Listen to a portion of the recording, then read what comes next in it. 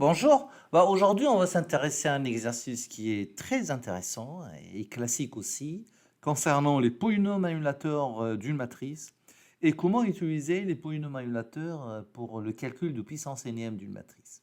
Alors, c'est un exercice destiné aux élèves de première année, ECG, MPSI et PCSI. Alors, l'énoncé de l'exercice est le suivant. Alors, on considère la matrice M égale à 1 sixième, première ligne 4, 1, 1, deuxième ligne 1, 4, 1 et troisième ligne 1, 1, 4. Première question, montrer que le polynôme P de x égale à 2x carré moins 3x plus 1 est annulateur de M. Deuxième question, montrer que M est inversible et exprimer son inverse M-1 en fonction de M. Troisième question, déterminer pour tout entier naturel n le reste Rn de la division euclidienne de x puissance n par P de x. Puis quatrième question, déterminer m puissance n.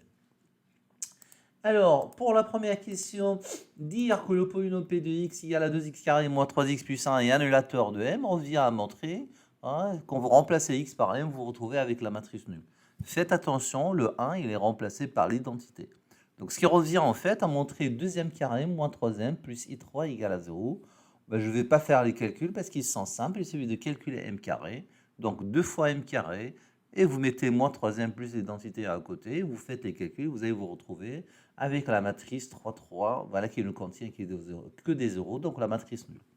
Donc là, on vient de montrer que le polynôme P de x égale à 2x carré moins 3x plus 1 est annulateur de M. Alors, on va voir maintenant deux applications des polynômes annulateurs. Première application à l'expression de l'inverse d'une matrice en fonction de M. Et la deuxième application, c'est comment déterminer les puissances énièmes d'une matrice en utilisant le polynôme annulateur. Alors, pour la deuxième question, on a 2m carré moins 3m plus l'identité égale à 0. Je tire l'identité, c'est égal à 3m moins 2m carré. Je factorise par m. Attention, quand vous factorisez par m, c'est pas m facteur de 3 moins 2m. Parce que 3 moins 2m n'a pas de sens. On ne peut pas ajouter à une matrice un nombre. C'est plutôt m facteur de 3 l'identité moins 2m égale à l'identité. Donc là, vous avez une matrice m qui est multipliée par une autre et on se retrouve avec l'identité. Si on fait le calcul de l'autre côté, à gauche, bien que ce n'est pas nécessaire, on se retrouve aussi avec l'identité. Ceci entraîne que la matrice M est inversible et que l'inverse de la matrice M, c'est exactement égal à 3 à l'identité moins 2M. Donc là, vous venez de voir comment on a exploité le polynôme annulateur de M pour déduire deux choses, que M est inversible et comment exprimer M-1 en fonction de M. Alors ça d'une part. Troisième question, déterminer pour tout n dans N le reste Rn de la division euclidienne de x puissance n par P de x. Alors, le théorème de la division euclidienne me dit qu'il existe un unique couple de polynômes Qn de x et Rn de x, quotient et reste tel que x puissance n égale à P de x, que multiplié n de x plus Rn de x, avec le degré de Rn est strictement inférieur au degré de P. Le degré de P étant égal à 2, donc le degré de Rn est strictement inférieur à 2. Ce qui fait que Rn est un polynôme qui est de la forme ax plus b. Donc on nous demande de chercher Rn, ce qui revient à chercher en fait a et b. Alors maintenant, on va prendre le polynôme P de x égale à 2x carré moins 3x plus 1 égale à 0. On fait un discriminant et on cherche les racines. Cette équation second degré admet en fait deux racines n demi 1. Je vous laisse faire ça, c'est facile. Et donc, ceci nous permet d'écrire une factorisation de P de x. Alors, je factorise par le coefficient dominant, c'est 2 facteurs de x moins la première racine, facteur de x moins la deuxième racine. En fait, ceci, c'est un peu niveau première, quoi. Voilà. Alors, maintenant, on a alors x puissance n égale à P de x. Je remplace P de x, 2 facteurs de x moins 1, demi-facteur de x moins 1, Qn de x, plus 1x plus b. Alors, la question suivante maintenant, comment déterminer a ou b alors que je ne connais pas le quotient Qn?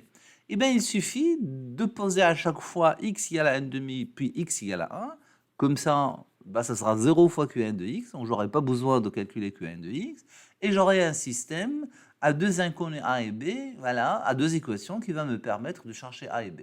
Donc là, on pose tout d'abord x égale à 1 demi, puis x égale à 1 dans l'équation précédente. On se retrouve alors avec 1 demi puissance n égale à a fois 1 demi plus b, et puis 1 puissance n qui est égal à 1 à a plus b.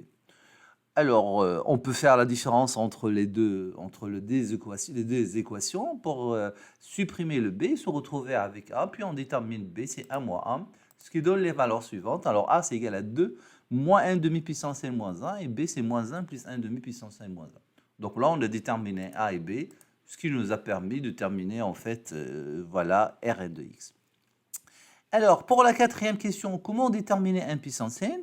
Alors, on prend l'équation x puissance n égale à 2 facteurs, ou bien x puissance n égale à p de x que multiplié n de x plus ax plus b, et je remplace le x par m. Faites attention, m puissance n sera égal à p de m que multiplié n de m, plus am, plus b fois l'identité. Alors, faites attention, là il y a une erreur, hein, plus b fois l'identité qui est égal à am plus b fois l'identité. Alors pourquoi c'est égal à am plus b fois l'identité? Parce que p de m égale à 0, parce que b est un polynôme annulateur. Faites attention, là on ne peut pas ajouter une matrice b, c'est b fois l'identité, c'est pas plus b. Et bien donc m puissance n égale à am plus b fois l'identité, je remplace a et b par leur valeur et je me retrouve alors avec l'expression de m puissance n, voilà, en fonction de n. Voilà, je vous remercie, à bientôt.